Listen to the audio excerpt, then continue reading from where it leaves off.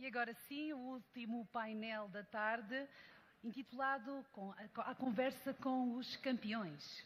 O painel proporciona uma oportunidade única de explorar experiências, desafios, conquistas de atletas de elite no desporto. O debate centra-se em histórias inspiradoras de dedicação, superação e resiliência, destacando o papel do desporto na formação de caráter, espírito de equipa e inspiração, bem como o impacto que podem ter na sociedade. Obrigada. Onde está o meu amigo Emanuel Silva, Presidente da Comissão de Atletas Olímpicos? Emanuel, anda daí, rapaz, uma salva de palmas. Anda lá, meu Olímpico. Olímpico, ficas aqui no meio, porque vais ficar ladeado por senhoras, faz favor. Também tenho a oportunidade de chamar até ao palco a Márcia Costa, que vem em representação da Federação Portuguesa de Basquetebol e atleta, com uma história muito curiosa, muito mesmo. Obrigado. Escolhes o sítio onde queiras sentar. Claro, como está. E finalmente, finalizamos o painel derradeiro de hoje com alguém que representa o Comitê Paralímpico de Portugal, tem 19 anos e chama-se Beatriz Monteiro. Anda, Bia. Beijinho. Muito obrigado. Olá. Alô. Se não se conhecem, passam a conhecer-se agora. Exatamente. Faz favor. Estamos a falar de alta competição, meus amigos, agora. Emanuel, começo por ti e antes de falarmos das funções que ocupas na atualidade, eu pergunto-te pelo início. O miúdo Emanuel Silva andava à procura de um desporto para praticar, estava como a esmagadora maioria dos miúdos, com uma bola a correr e a dar pontapés numa bola. A história é contada por ti, Emanuel. Exato. Se fosse a contar a história tal e qual como ela foi, não teríamos tanto tempo e ia ser um bocado complicado. Resumo, homem, resumo. Exatamente. Antes de mais, obrigado pelo convite. É sempre um prazer poder partilhar a minha experiência enquanto atleta de alto rendimento e agora nas funções que assumo enquanto Presidente da Comissão de Atletas Olímpicos. Obrigado pelo convite. Canoagem, como é que começou com o Emanuel? Os meus pais, muito rápido, os meus pais tinham um apartamento em Esposende, íamos lá passar férias e fins de semana. Ok. E naquele momento em que eu estava a brincar na rua com os meus colegas, eles a partir do momento iam fazer canoagem. Então o Emanuel ficava sozinho. Os teus pais iam e tu ficavas, é isso? Exatamente. Então os meus colegas iam para a canoagem, então eu, para não ficar sozinho, comecei a ir com eles. De certa forma foi mais ou menos isto. Sim, sim. Obviamente que eu não podia treinar só nas férias dos fins de semana, então procurámos um clube mais perto da minha área de residência, sou natural de Braga, e surgiu o Clube Náutico de Prado, no concelho de Vila Verde. Então comecei de uma forma mais assídua a prática da canoagem, porque... Mas praticavas outro desporto? Nenhum. Nenhum? Escola só? Só escola, e eu costumo dizer que nós, atletas de alto rendimento, nós somos uns felizardos por ter encontrado o desporto correto. Porque por mais que eu quisesse ser atleta de futebol, ou de handball, ou de basquete, provavelmente eu não ia ser tão bom como fui na canoagem. Então, em Portugal não existe uma escola, um organismo de detecção de talentos para dizer, Emanuel, dá um pontapé na bola. Não, tu não serves, provavelmente vais praticar o desporto. Por isso, nós, enquanto atletas de alto rendimento, seja os atletas todos que nós conhecemos, a Telma, o Fernando, os meus colegas aqui do painel, se nós não tivéssemos escolhido realmente o desporto acertado, a esta hora não estávamos aqui, não apontes a Márcia, porque a Márcia não é exemplo. Ela depois conta porquê. Por isso nós somos os felizardos automaticamente no sentido de termos conseguido... Olha, como é que podemos alterar? Tu agora estando numa posição diferente, não é? Estando a representar os atletas olímpicos, como é que nós podemos alterar para configurarmos em cada um de nós, em cada um dos cidadãos que se propõem a fazer desporto, para encontrar a modalidade correta? Mais que tudo é abrir as escolas ao desporto. O desporto escolar é fundamental. Sim. Mas ele existe. Existe pouco. Ao mesmo tempo, também temos uma carga horária a nível de miúdos que estão na escola, que têm muitas horas de ensino, digamos assim, e depois só no final do dia que vou praticar desporto. Então, se nós conseguirmos levar o desporto à escola, seja handball, voleibol, badminton, aquela modalidade de pavilhão que eventualmente seja mais fácil, poderá, neste caso, reagir de uma certa forma positiva para que não haja esta decalagem que existe tão grande a nível de formação de talentos. Maior carga horária na educação física na escola também poderia ajudar a resolver? Poderia ajudar, porque, vamos ver, um país sem desporto é um país parado. E se nós colocarmos os miúdos só em frente aos livros e depois só no final do dia que ele vai às 7 ou às 8 da noite, vai praticar a sua modalidade, regressa a casa, ainda tem que estudar, não está tempo familiar nenhum. Agora, se dentro do horário de escola colocarmos a hora específica para praticar desporto, aí poderíamos ter uma vantagem. Um exemplo muito rápido, Jorge. Em Braga existe o Colégio Dom Diogo de Sousa. Sim. Um colégio privado. Tem piscina, tem pavilhão, tem todas as infraestruturas montadas. Não existe um clube do Colégio Dom Diogo de Sousa. E se nós pegarmos nessas escolas, neste agrupamento de escolas que têm condições, e se não pedirmos para eles começarem e iniciarem um clube da escola. E a própria escola criar um clube em que o miúdo, dentro da escola, tem neste caso o Colégio Dom Diogo de Sousa, tem a equipa da natação, a equipa do voleibol, a equipa do basquetebol. Há escolas que estão munidas com condições para a prática. Temos depois de pensar um bocadinho como é que a vertente da competição se encaixa aí, porque, como sabes, quando se pratica desporto gosta-se de se ganhar, não é? E nem sempre só a prática desportiva é admitida, não é? Sim, mas ao mesmo tempo vamos falar com os jovens e, acima de tudo, incutir hábitos de vida saudável. E depois, sim, alavancá-los para o alto rendimento e para a alta competição. E como é que tu conseguiste chegar a campeão com tantas dificuldades? Ora bem, muito fácil. Rodeei-me as pessoas certas. À minha volta, eu costumo dizer que eu era lobo solitário, porque passava muitas horas sozinho. Mas qualquer lobo solitário que existe tem uma boa cadeia por trás. Pronto, a intervir nos momentos mais difíceis. Seja a família, seja os amigos, todas aquelas pessoas que nos querem bem. No alto rendimento, como é que eu consigo lá chegar? Definir objetivos a curto, médio e longo prazo. Nós, na nossa vida pessoal, na nossa vida social, na nossa vida desportiva, temos que definir objetivos a curto, médio e longo prazo. Caso contrário, não vivemos de uma forma unânime, de uma forma verdadeira. No alto rendimento, eu sempre sonhei ser atleta da equipa nacional. A partir do momento que fui atleta da equipa nacional, ir a um campeonato do mundo, ir a um campeonato da Europa, patamar a patamar, ser atleta olímpico, ganhar uma medalha olímpica. E abdicaste de? Ui! Exato. Abdiquei de muita coisa, obviamente, mas quando digo que abdiquei de muita coisa, não é numa forma de arrependimento. E repara que eu não disse desfavoreceste-te. Eu disse abdicaste, que não é o mesmo de desfavoreceste. Sim, abdiquei de muita coisa, mas ao contrário, representei Portugal e os portugueses e conquistei muitas vitórias e muitas medalhas para o país e isso deixa-me completamente satisfeito e acho que ultrapassa qualquer momento que tive que abdicar da minha família, dos meus amigos, não está isso em causa. Estou muito satisfeito, muito feliz com o trajeto que tive no alto rendimento. Muito bem. Também tiveste, com certeza, ao longo da tua carreira e até no teu clube, atletas que tinham exatamente o mesmo propósito que tu, tinham exatamente o mesmo suporte, mas que não conseguiram chegar longe. Como é resistir à frustração de não obter aquilo a que se propõe? Ora bem, resistir à frustração. Obviamente que o atleta inevitavelmente há comparação, não é? Exato, obviamente que o atleta perde mais vezes que ganha, mas todas as derrotas são aprendizagens. E nós, nas derrotas, aprendemos muito a ultrapassar obstáculos. E eu vi em cada momento de frustração uma vantagem para eu seguir em frente. As coisas não acontecem por acaso. Eu sou muito pragmático e nesse pragmatismo eu digo que as coisas não acontecem por acaso. Provavelmente este não era o meu momento. E então, em 2008, eu não consegui o meu apuramento para os Jogos Olímpicos de Pequim, logo em 2007. Então, eu não deixei de acreditar que iria estar nos Jogos Olímpicos de 2008. 2012 foi o caso que toda a gente conhece. Eu e o Fernando juntámos-nos e fomos vice-campeões olímpicos com 6 meses de treino. O atleta de alto rendimento, o atleta de alta competição, nunca deita a toalha ao chão. Nós estamos sempre a querer mais e melhor. Eu costumo dizer Eu gostava e adorava ter sido campeão olímpico. Não consegui.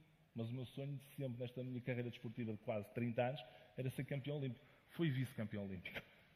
Deixa-me perguntar-te, até para depois de passarmos a palavra às outras duas convidadas, se não há uma pressão excessiva para os atletas portugueses, e quando falo dos atletas portugueses falo também de modalidades coletivas, porque nós olhamos muitas vezes para os Jogos Olímpicos e infelizmente ainda não tivemos muitas equipas a participar nos Jogos Olímpicos, sucedeu poucas vezes na história do olimpismo em Portugal. Se nós não carregamos demasiado o ouro, a prata ou o bronze, as medalhas olímpicas, como consequência lógica do trabalho e do investimento que é feito em vocês, atletas?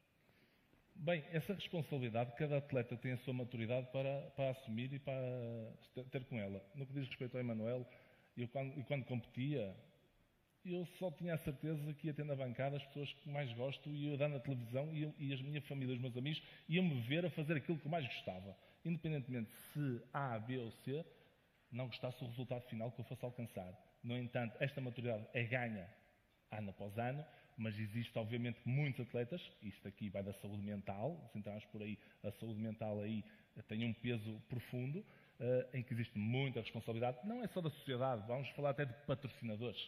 Os patrocinadores estão à espera de resultados. O atleta está à espera de fazer um grande resultado, provavelmente vai ter uma quantia exorbitante de prémio. Logo, isso joga quase como... Alguns estão contratualizados.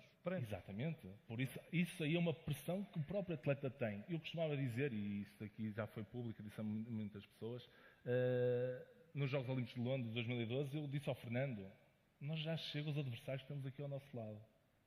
Somos nós e mais 7. Por isso, todo o resto, nós não precisamos mais adversários. E temos a certeza absoluta que, independentemente do resultado que a gente alcance, quando terminarmos a competição, nós somos os melhores para a nossa família, para quem gosta de nós. Sejamos primeiros ou último classificado. Isso é o que nós levamos para o alto rendimento. Agora, se formos com extrema confiança, ora bem, claro que nós temos de ter autoconfiança. E eu sabia em Londres que ia ganhar uma medalha. Ponto. Porque eu sabia que o que eu e o Fernando estávamos a andar ia dar para uma medalha no momento certo, com a adrenalina e tudo a correr bem, nós íamos ganhar uma medalha. Mas ao mesmo tempo, para eu relaxar e viver o momento, eu só pensava que, independentemente do resultado que acontecer, a minha família adora-me. E de certeza que isto é transversal para a gente. Emanuel, é mesmo necessário existir uma comissão de atletas olímpicos? Sim. Porquê? Ora bem, a Comissão de Atletas Olímpicos representa todos os atletas olímpicos, dá voz aos atletas olímpicos, trabalha em paralelo com as federações. A Comissão de Atletas Olímpicos tem programas para os atletas, seja do projeto olímpico, seja esperanças olímpicas, seja no alto rendimento, literacia financeira, saúde mental, pós-carreira. Estamos preocupados com o ser humano que está por detrás do atleta, porque nem tudo é vitórias e o atleta... Também existe um ser humano por trás do atleta e nós, enquanto Comissão de Atletas, temos de estar aqui em paralelo com as federações, com o Comitê Olímpico e até com o Governo. Então, os atletas não se podem preocupar com mais nada, a não ser treinar, por favor, e se existe alguma divergência, alguma preocupação... Seja essa comissão a tratar. Exatamente. Eles avançam para nós, dão-nos a conhecer o problema, a necessidade que existe, nós tentamos resolver, vocês foquem-se no vosso trabalho, nós estamos aqui para vos ajudar. Então, a Comissão de Atletas parte desse princípio que é a voz, a imagem dos atletas olímpicos, porque, ora bem, a Comissão, o Comitê e as federações querem o melhor para o atleta e nós somos sensíveis, e o Emanuel, tendo estado 30 anos quase no alto rendimento, ter a sensibilidade notória para perceber quando é que o atleta precisa ou não precisa de ajuda ou, neste caso, sensibilizar a federação para não agir desta forma, mas sim daquela forma. E às vezes há muita falta de comunicação e falta de diálogo entre federação e atleta. E então nós estamos aqui para mediar um bocadinho isso. Faltará também uma comissão dos atletas federados, de todos os outros, de todas as modalidades? Há alguém que represente os atletas federados do basquete, de outras modalidades? Sim, isso é uma premissa que nós tentamos avançar para todas as federações, que deve haver uma comissão de atletas dentro das próprias federações para terem contacto com aquilo que está decidido dentro das federações, porque se houver um alerta de algum atleta, passar para a Comissão de Atletas da própria Federação e depois reportar para a Comissão de Atletas Olímpicos. Porque às vezes há algum medo o atleta denunciar alguma situação. E temos casos recentemente e preocupantes que têm medo de denunciar, mas quando não há denúncia, nós não conseguimos agir. Claro. E essas denúncias têm que ser via formal, não seja só o telefone. Via formal, para nós podermos intervir e tentar direcionar pelo melhor caminho. Sim, os atletas também têm que se organizar, não é apenas reclamar por reclamar. Isso faz muita falta, não é? Não é apenas reclamar. Márcia, hoje está calor suficiente. Achas que se eu comer um gelado posso começar a jogar basquete? É sempre uma volta para comer um gelado. Não é? É. Foi assim que começou a carreira com o gelado. Conta a tua história, Márcia, por favor. Basicamente, a minha maior qualidade, eu acredito que seja, é ser gulosa. E disseram-me que se eu fosse jogar basquete eu ganhava um gelado, achei que era a minha oportunidade e assim foi. Felizmente agora é a minha profissão, mas começou simplesmente porque eu queria um gelado. Que idade tinhas? Tinha 10 anos. E Tinha quiseste 10 um anos. gelado e, Sim, em troca... a vizinha da minha avó tinha a minha idade e disse que se eu fosse jogar basquete com ela, que eles davam gelados. Então, que ela ia me ensinar assim, a fazer um lançamento da passada, umas coisinhas que é para chegar lá e conseguir o gelado. Falei com a minha mãe, obviamente não disse que era por causa do gelado, disse só que havia aqui uma oportunidade de jogar basquete. Ela disse ok, a logística, acertámos tudo e lá fui eu para o Clube Naval Seturbalense, que até hoje me deve esse gelado, tenho a dizer. É hoje. Devia ser patrocinado pelo menos por uma marca de gelados. Era o mínimo, não é? Pelo menos. Era o mínimo. Era o mínimo. Márcia, fala-nos um bocadinho da tua carreira e de como conseguiste chegar ao mais alto nível. Bem... Sei que o mais alto nível provavelmente seria a Lua, que era a NBA, não? Era isso que eu ia dizer, a WNBA, não é? sim, qualquer Sim. coisa desse género. Mas sim, a verdade é que eu tenho 35 anos, já foi uma carreira, tem sido uma carreira longa, com coisas muito boas. Eu tenho um percurso um bocadinho diferente, porque eu não era de seleções nacionais, Sim. eu não estava em grandes palcos na formação, mas a verdade é que o basquete sempre me trouxe coisas muito boas, então eu fui-me mantendo. Entretanto, paguei a faculdade com o facto de jogar basquete. O basquete foi-me, assim, abrindo umas portas interessantes. Foste profissional de basquete. Sim. Para que eu também conseguisse estabilizar a minha vida profissional, acabei por perceber que fazia sentido investir mais tempo no basquete e foi aí que então decidi ser profissional a tempo inteiro. E obviamente que as coisas foram correndo bem, os prémios foram chegando, as conquistas com os clubes foram chegando, as distinções, e isso obviamente que dá uma força diferente, dá um acreditar diferente daquilo que é ser atleta profissional, mulher neste registro, dá um acreditar diferente e até exigir que eu seja reconhecida enquanto atleta profissional financeiramente de outra maneira, não é? Então o percurso foi sempre meio que estou a gostar, vou manter o basquete, vou considerar o basquete, não, agora vou ficar 100% no basquete porque está a fazer sentido e foi um pouco por acaso, e é assim mesmo que eu conto a minha história, foi tudo muito por acaso. Eu até acredito sinceramente que as coisas que eu fui conquistando no basquete, por ser um sítio que para mim era de leveza, ajudou a que as coisas também pudessem correr bem, ou seja, esta tal pressão que existe nos atletas, obviamente que eu, entretanto, com tantas coisas que já fui conquistando. Tu chegaste a jogar no estrangeiro, não é? Sim. O ano passado estava na Bélgica, este ano, entretanto, voltei para Portugal. Mas é normal que a minha federação também tenha algumas expectativas sobre mim enquanto atleta quando eu estou no grupo Claro. dos atletas que representam a seleção nacional, quer 3x3, quer 5x5. Mas eu, sinceramente, eu continuo a acreditar que o facto de o basquete ser algo que para mim até hoje leva, eu sei da responsabilidade que eu tenho, mas eu não sou melhor jogadora quando marco aquele último cesto, mas também não venham a dizer que eu sou a pior jogadora quando o falhar, porque eu sei o trabalho que eu faço. Há dias que vai correr muito bem, há dias que não vai correr assim tão bem, mas eu não me defino por aquilo que as pessoas esperam que eu faça. E eu acho que foi sempre esta mentalidade que inconscientemente eu fui tendo, que agora é mais consciente porque os 35 anos vão Também ajudam, não é? Sim. Perceber. Deu-me algum sucesso. Então eu tento me manter neste registro, que é, obviamente, vocês não sabem, eu perdi este fim de semana, estou completamente irritada, bastante irritada, mas a verdade é que eu no final do jogo eu tenho um filho de 5 anos a dizer-me, elas fizeram batota, mãe, não fizeram? E a verdade é essa, é que temos que fechar o capítulo, esperar pelo próximo treino para mudar um bocadinho isto e gerir, educar não é? quem precisa de ser educado, porque a verdade é que há mais coisas para além daquilo que acontece dentro de campo. A criança joga, pratica alguma coisa? A criança não joga, porque a mãe também não insiste muito. Pratica judo, Já é bom. faz natação, mas o basquete para ele ele não vê o basquete como desporto. E porque ele É vai o trabalho da mãe? ele vai comigo para o pavilhão desde os 6 meses. Ou seja, aquele registro para ele é o registro em que ele está com o babysitter a ver a mãe a trabalhar. Então, ele treina em casa basquete, mas ele não vê aquilo como um desporto. Percebo. Ele gosta de outras coisas, gosta do judo, gosta de futebol, de outras coisas, mas o basquete para ele não vê como uma alternativa para que eu possa fazer depois da escola, por exemplo. Porque é a vida dele, fim de semana, durante a semana, é muita vida dele. O basquetebol feminino tem crescido muito em Portugal, também Tem. por responsabilidade de algumas atletas que se tornaram verdadeiras estrelas em Portugal. Estou, assim, de repente a lembrar-me da Tisha, que conseguiu números incríveis no basquetebol norte-americano.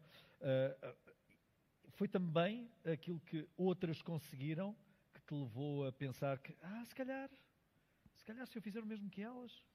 Não foi apenas porque eu não tinha acesso a Tisha nem a Mary quando eu era criança. Certo. O que me foi manter... Mas sabias da existência já nessa altura? Não sabia, e isso é uma das coisas, por isso é que eu não hesito quando os clubes pedem-me para estar presente, eu faço de tudo para estar, porque eu não sabia da Tisha, não conhecia o percurso da Tisha. Aliás, tenho muita pena... Fizeste bem em lembrar a Mary, tens razão. A Mary Andrade, ela é adjunta dos Toronto neste momento, Por exemplo. uma equipa da NBA, acho que é preciso falar masculina, sim. É preciso Masculina. Sim. A equipa masculina. Mas a verdade é que eu não tive acesso a estes feitos da Tisha e da Mary, mas felizmente tive a oportunidade de ser colega de equipa da Mary e ela foi muito ela nessa altura que me mostrou também o que era feito. E a verdade é que eu fui acreditando um pouco pelo sucesso que fui tendo. E eu nesse sentido acho que tive sorte.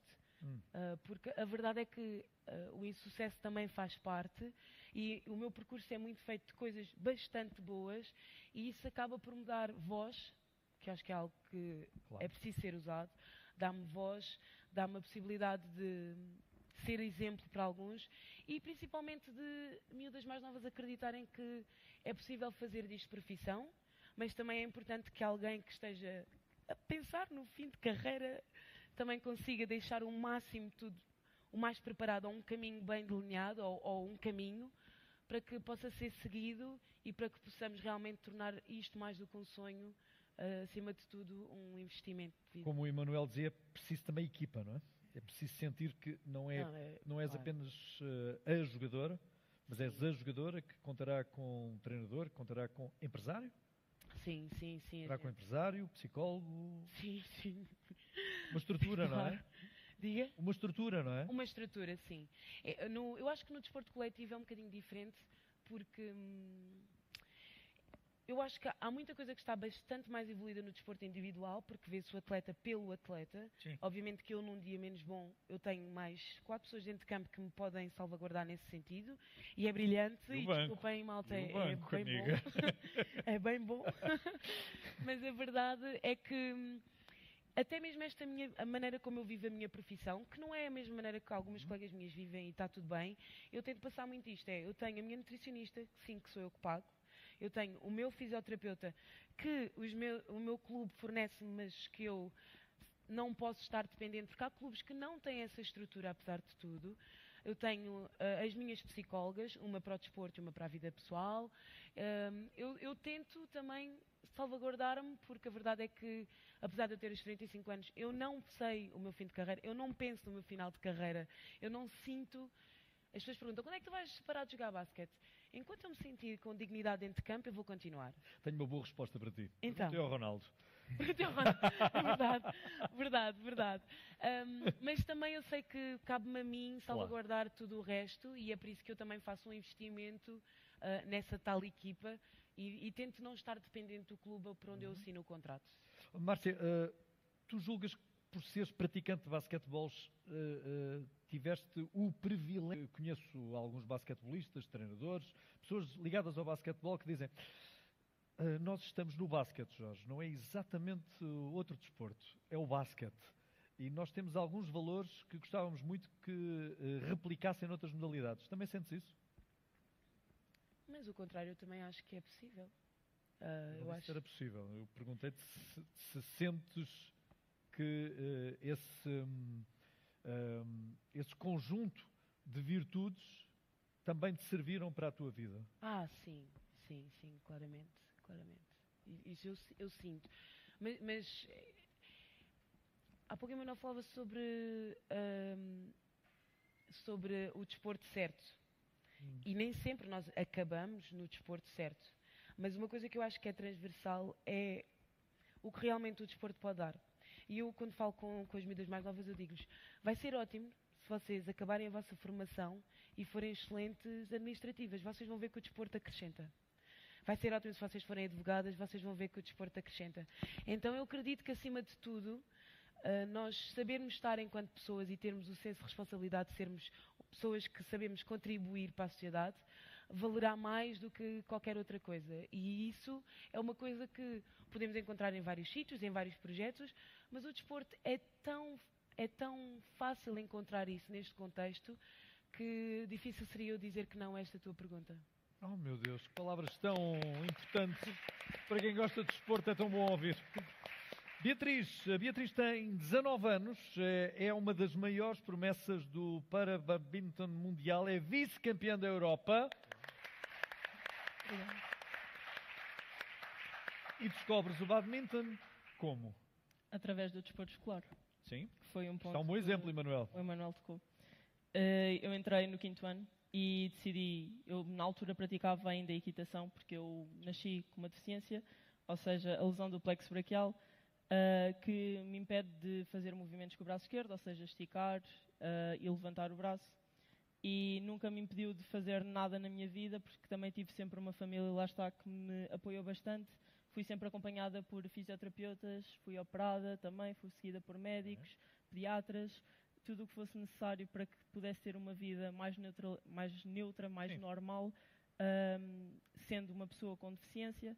E como sempre teve os meus pais por trás, um suporte bastante importante para mim, sempre me colocaram no mundo do desporto, portanto eu sempre estive habituada a fazer desporto, desde os meus meses por aí que eu comecei a fazer natação, portanto eu fiz 9 anos de natação, depois fiz 2 anos de equitação, também sempre gostei de outras modalidades, mas sempre pratiquei mais. Calhou levares com uma raquete de badminton. Mas lá está, isso é curioso porque eu vi a modalidade na minha escola e eu achei que era uma modalidade completamente diferente de todas as outras, então eu achei interessante experimentar e nunca pensei chegar onde estou porque comecei a ganhar um gosto especial pelo desporto que estava a praticar. Certo. Então decidi, entretanto, procurar um clube, federei-me, voltei a mudar de clube porque achei que queria evoluir mais, tive uma boa evolução no clube onde estive, depois pensei, ok, eu posso dar um salto maior. E foi aí que mudei-me para as Caldas da Rainha, que é onde eu estou. Estou a treinar no Centro de Alto Rendimento de Badminton.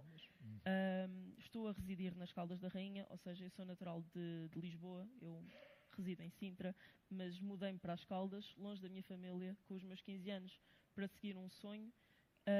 Fui apoiada pela Unidade de Apoio aos Atletas de Alto Rendimento, ou seja, a UAR, que ajuda atletas de alto rendimento a conciliar tanto os estudos como o desporto, que lá está, mais um ponto que o Emanuel tocou, que também é muito importante, porque lá está, nós temos uma carga horária enorme e sendo atleta de alto rendimento, com treinos bidiários, e na altura eu treinava das 6h30 às 8 da manhã e depois à tarde das 6h30 às 8 da noite e depois ainda tinha que estudar e tive o dia todo cheio de aulas e depois ainda tinha que me deitar e novamente acordar às 5 e pouco da manhã para ir treinar às 6h30 da manhã, portanto foi muitos anos com isto, portanto do meu 10º até o 12º, pelo menos 2 anos, sempre a lidar com esta situação. Entretanto, estou a tirar uma licenciatura em treino desportivo em Rio Maior e tenho um horário muito mais facilitado, para além de que já sou encartada, ou seja, já conduzo, o que é muito bom, porque em termos de independência é muito importante. Mas... Bia, deixa-me perguntar-te, as tuas habituais competidoras têm outro regime escolar, outra facilidade que tu não tens? Eu não sei. Por aquilo com que vais sabendo? Eu não sei porque eu lido com atletas internacionais, ou seja, nós não temos competição a nível nacional porque somos muito poucos. Sim, mas para eu estou a dizer internacionalmente. Contexto internacional. Noutros contextos. Eu diria que Algumas sim, outras não, porque isso depende de cultura para cultura. Ok. E infelizmente o badminton em Portugal não é conhecido e na Europa é muito pouco conhecido. É uma modalidade muito fraca. E portanto, na Ásia é uma modalidade que é muito evoluída e Pavilhões cheios. não é só pavilhões cheios, eu acho que é mesmo Cultural. o respeito que têm pelo atleta por ser de uma modalidade que para nós não é conhecida, mas naquela cultura é. Ou seja, acaba por ter outro tipo de apoios, acabam por ter mais facilidade em fazer só aquilo da vida, sendo Certo. que nós, no nosso país, fazer para além do futebol, ser profissional de outra modalidade para além do futebol é muito complicado. É Temos mesmo aqui muito 3 complicado. bons exemplos de sucessos, não é? Mas Certo, mas não temos... não em temos... dobro, não em triplo. Exatamente, e é muito complicado.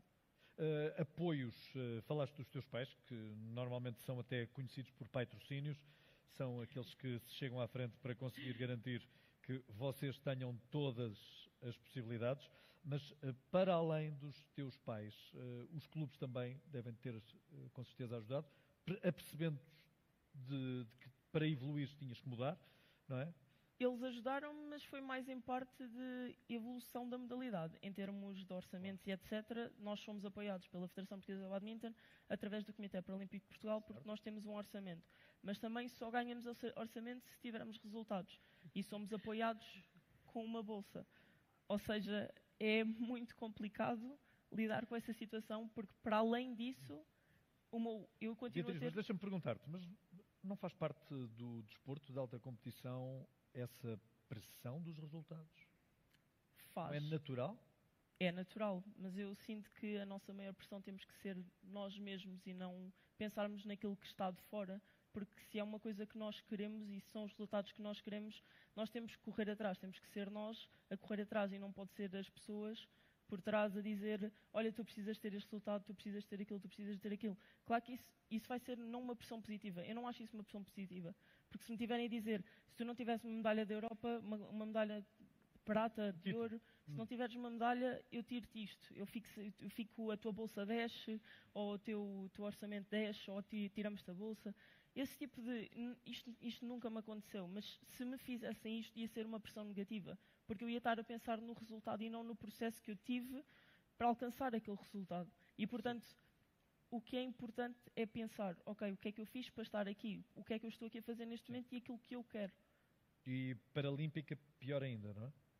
Sim, nós temos muito menos apoios. Desculpa, mas é realidade. Eu acho. Aproveita. Nós temos menos apoios que desportos olímpicos, ou pelo menos menos visibilidade, diria. Tem também alguma associação dos atletas paralímpicos? Temos, sim. Temos a Comissão de Atletas Paralímpicos, que neste momento está mais numa fase progressiva, porque há muitos poucos atletas paralímpicos a querer aceder a este tipo de trabalhos, porque é mais... Nós temos atletas de todas as idades, desde mais novos a mais velhos, ou já fora do mundo paralímpico, mas mesmo assim não há tanta ligação e acho que ainda está num processo evolutivo.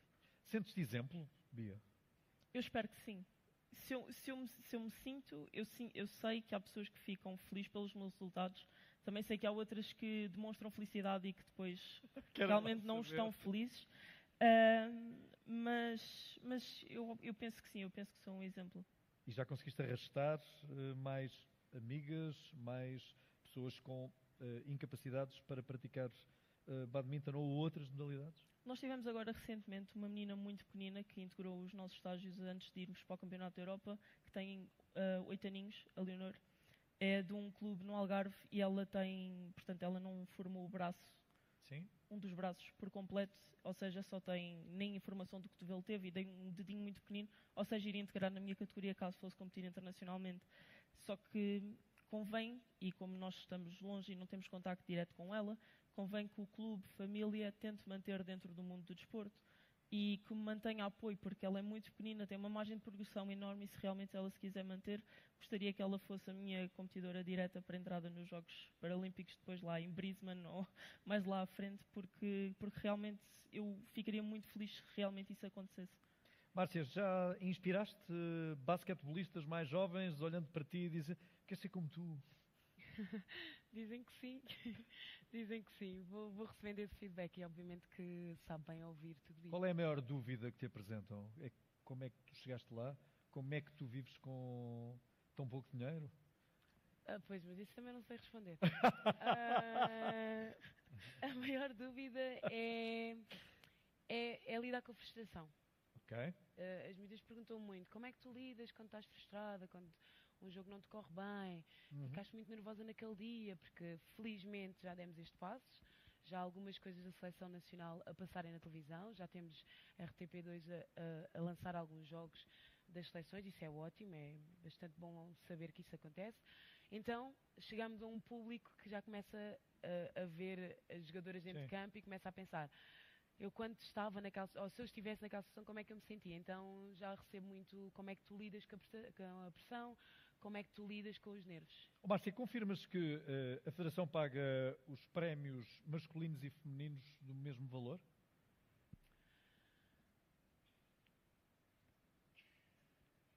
Tem tudo a ver com a informação que nos chega, acima de tudo, e sim. A resposta é sim, não é? Os masculinos e os femininos recebem... Com a informação que eu tenho, sim.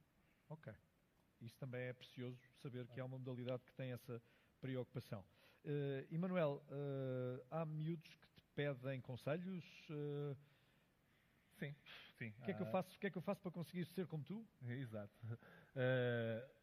Felizmente sou abordado nas redes sociais por miúdos que tentam perceber de que forma é que eu posso ajudar em momentos de ansiedade, em momentos de stress, digamos, pré-competitivo.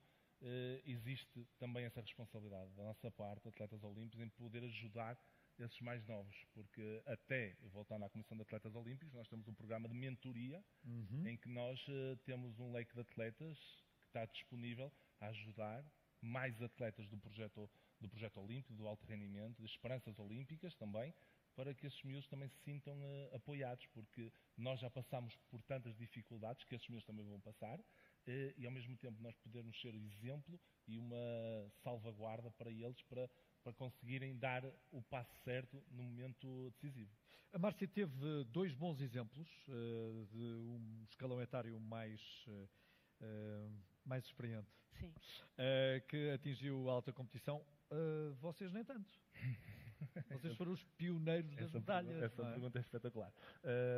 Sim, obviamente, eu entrei na canoagem em 1996, a canoagem era completamente desconhecida do panorama nacional. Depois há o grande avanço de 2004, até em 2004 eu não consegui a minha primeira presença nos Jogos Olímpicos. A partir daí foi um crescente, porque a partir do momento em que passámos para os ecrãs, existe o avanço da modalidade e a projeção da modalidade ajuda. Claro que, se me perguntarem se eu consegui ser exemplo para algumas glórias da atualidade, acredito que sim. Fernando, João Ribeiro, Messias Batista, todos aqueles nomes que nós ouvimos falar regularmente. Claro, quando eles chegaram eu já lá estava. Então houve esse avanço logo da modalidade e eu fico contente porque eu acredito que eles pensaram, se o Emanuel conseguiu, eu também consigo. E Emanuel, achas que também que no caso da canoagem houve benefício por vir gente de fora para dar o exemplo daquilo que era preciso fazer? Claro que sim. Sim, esses são inputs que nós temos que os aceitar e se existem pessoas... Durante anos o selecionador era... polaco. Richard Ope vem com uma mentalidade diferente, uma filosofia diferente, um método de treino... Pôs-vos a trabalhar mais? Acho que foi um regime de alta competição mais severo, digamos assim, que eu passava mais de 200 dias fora de casa, então, por ano, então esse regime foi difícil. Eu ia dizer doloroso, mas não, vou dizer difícil, mas que ao fim de tudo traz dividendos. E ao trazer dividendos, nós sentimos completamente, aceitamos completamente aquele registro. No entanto, nós temos que aceitar, eventualmente, se existe alguém com boa vontade de dar inputs sustentáveis, construtivos para nós, temos que os aceitar. E ainda bem que existiu o Richard, com isso existiram outros treinadores a crescerem. Claro. Atualmente temos o Rui Fernandes, que tem o trabalho feito notório, por isso é bem-vindo, são bem recebidos e o Emanuel não está diretamente ligado à canoagem de forma federativa, mas estou de fora a ver, mas obviamente que vejo com bons olhos na eventualidade de chegar um técnico estrangeiro, não há problema, se for para vir fazer valer a sua sabedoria, por que não? Bia, um indonésio fazia-te falta para um estágio? Um técnico indonésio? Nós tivemos durante algum tempo um treinador indonésio Ele não vem mais para a parte para badminton porque nós treinamos com pessoas, eu e mais um colega meu que está integrado na seleção de para badminton, treinamos com pessoas sem deficiência, ou seja, atletas de seleção nacional sem ser de para badminton, seja sub-19, séniores, etc. Portanto, temos uma grande facilidade em ter boa qualidade de treino, o que é muito bom em comparação a outros clubes que não têm essa facilidade, porque treinamos no centro de alto rendimento, das Caldas, sim. Exatamente. E, portanto, tivemos durante umas férias de verão um treinador convidado da Indonésia, portanto, era mesmo treinador da Indonésia, a dar-nos treinos e nós ficámos a treinar tranquilamente 3 horas, se calhar só um treino, portanto, ainda tínhamos o segundo para fazer. E nós normalmente treinamos 1h30, portanto, foi 3 horas a mais que costumo ter fora da normalidade. Sim, porque por vezes, como sabem os três, há algum preconceito com aquilo que pode vir de fora para dar um acréscimo, não é? Porque muitas vezes defendemos um patriotismo bacoco que pouco se prende com a evolução do desporto. Sentiste que houve evolução? Sentiste que valeu a pena esse estágio? Valeu, claro que valeu, porque são outras formas de pensar, são outras formas de lidar com a modalidade, são outras formas de dar treino e, portanto, isso faz a diferença porque em termos técnicos, em termos evolutivos, até mesmo a forma da confiança do atleta faz muita diferença porque acabamos de lidar com outro tipo de pessoas. E não estamos a desvalorizar os técnicos nacionais, não, pelo claro contrário, não. não é disso que estamos a falar. E no para badminton não se pode queixar, mas agora também estamos com uma boa equipa técnica. Mas foi algo muito, muito importante e que levo, claro, para futuramente e caso tenha a oportunidade de voltar a treinar com esse mesmo técnico. Tu és muito nova para que eu te faça esta pergunta, mas os teus parceiros de conversa já estão entradotes, é a vida. Márcia, palavra professora, mister, diz-te alguma coisa? Treinadora? Treinadora, sim. Sim? Treinadora, não, mas... Não queres seguir a carreira de técnica? Não? Não fazes questão? Já tens treino que chegue? Não. Por acaso, eu tenho um grande dilema na minha vida, que é tudo aquilo que foi apresentado no painel anterior, é com o qual eu me identifico, mas muitas das vezes o que nós queremos fazer para acrescentar à sociedade não nos dá condições para nós vivermos isso. Então, neste momento eu tenho um dilema muito grande. Eu estou a tirar um mestrado em Educação Social e Intervenção Comunitária. Para o ano quero tirar um mestrado em Educação Especial, porque eu já tenho mestrado em Educação, uma licenciatura em Educação. Ou seja, eu sei o público que eu quero trabalhar, mas eu ainda não encontrei o universo certo para eu me sentir realizada. Onde é que arranjaste a fibra para conseguires teres essa vida académica e teres tido os resultados desportivos? Pronto. Então tem que se ter. A verdade é essa. Por exemplo, o meu mestrado, os meus colegas ajudam-me imenso. Os meus colegas ajudam-me imenso. Eu comecei na Bélgica e eles ajudaram-me sempre muito, muito, muito, muito. Mas eu tento também procurar institutos, ou neste caso o Politécnico de Santarém, tem esta vertente 50-50, mas acima de tudo procurar um sítio onde a minha logística, a minha rotina se encaixe para que eu possa fazer a melhor gestão possível. E não me importo nada de demorar 3 em vez de 2 anos a fazer as coisas. Acho que o importante é planear e fazer. E Manuel, e tu? Ser treinador? Sim. Resposta fácil, não. É uma pergunta, mais, Jorge? É uma pergunta que me colocam muitas vezes e a resposta é simples, direta, é não, existe um propósito. A minha família não tem que voltar a sofrer tudo aquilo que sofreu durante este tempo todo. Voltar a ser treinador é continuar a estar fora de casa.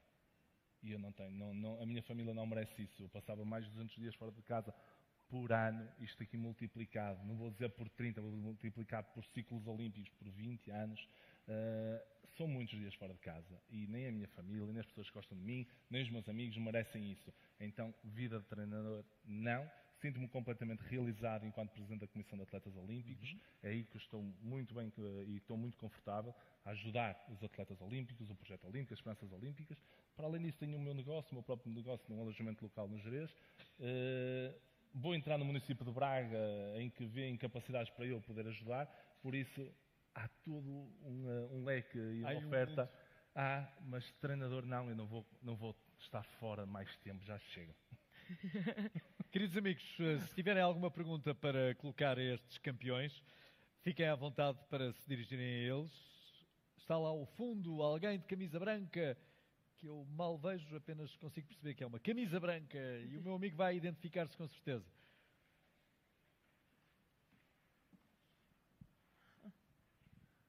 Pois era difícil, porque eu sou escuro, não é fácil, não é? Boa tarde, muito obrigado. Um abraço. Muito obrigado. Mas esta pergunta, agradeço aos campeões que estão todos aí, mas vai direitinha para a Beatriz. A pergunta que eu faço à Beatriz é a seguinte: existe reuniões com a tutela do Governo ou com a participação de atletas como tu? Ou isso só passa pelo Presidente da Comissão de Atletas Paralímpicos? Eu acho que só passa pela Comissão dos Atletas Paralímpicos. E depois sim a informação deveria ser transmitida. Pois é exatamente isso. Era extremamente importante. Deveria, mas não é isso? Okay. Pois, isso é muito importante. Porque estamos a falar de bolsas e estamos a falar de algo que acredito que todos, e principalmente o Governo, deveria ajudar. Acho que é algo que havia-se de ponderar com a participação de vocês. Portanto, era esta nota que eu queria deixar e que fizesse um bocadinho de esforço para o teu Presidente ter isso em conta. Que acho que isso era importante, porque depois não é algo governamental, isto não é o desporto, mas o Estado tem que ter um papel importante nisso. Ou pelo menos diferente do que tem tido, não é? Ou pelo menos diferente. Acho que era fundamental. É por aí. Jorge, se me permites. Diz.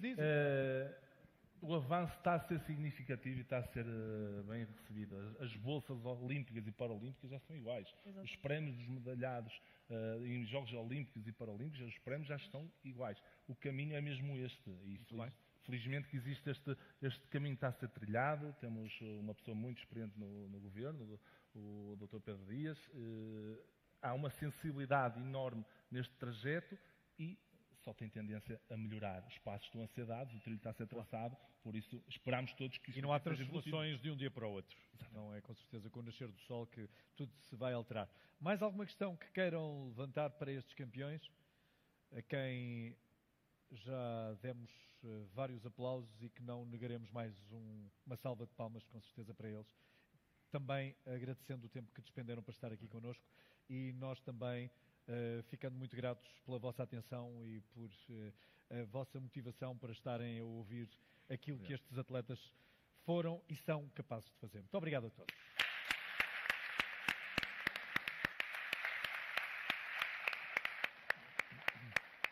Fotografia!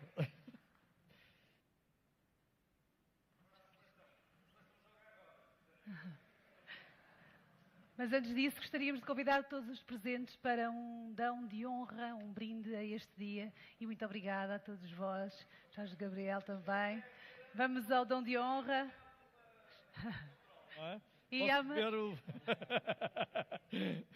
E aproveito também para dizer que amanhã retomamos os trabalhos às 9h30.